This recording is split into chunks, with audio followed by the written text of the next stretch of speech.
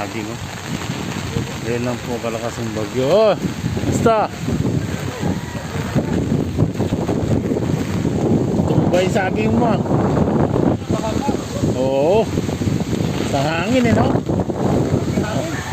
Sobra, ayan nga, medyo malakas pa nga hanggang ngayon no? Ayan po nangyari. Ito, makita po natin yung nangyari sa ayan po. Liliparin na po ang ating payong. Sus po. Ayan po, nasa labas po tayo. Kita po yung mga damage po ng mga nangyari po ng dahon ng mga saging. Ayan po mga kaibigan. Medyo tumataas na po yung ilog dito malapit sa amin. Ayan na, ito na po mga kasama ko sa mga magbablog mga kaibigan. Ayan po yung mga saging natumba na po. Hindi po kinaya ng mga saging yung hangin.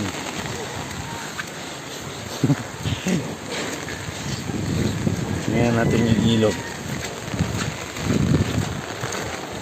Ito tayo sa ilog.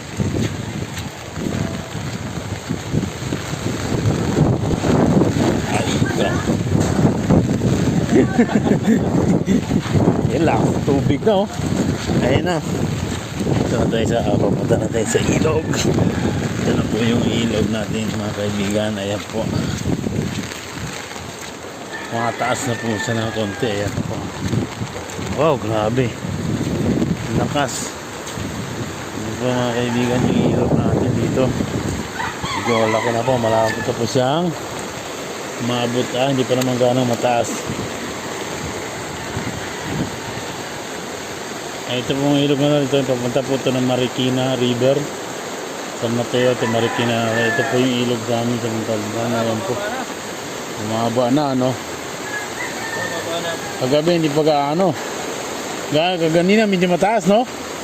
Yan o, maabot dun o, tumawid dun sa ano. Oo. Oo. Grabe, walang tigil mula kagabi, no? Yung ulan.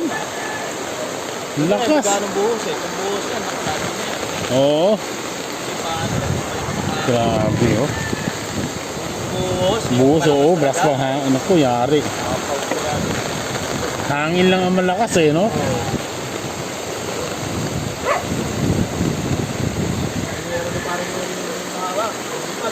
Oo.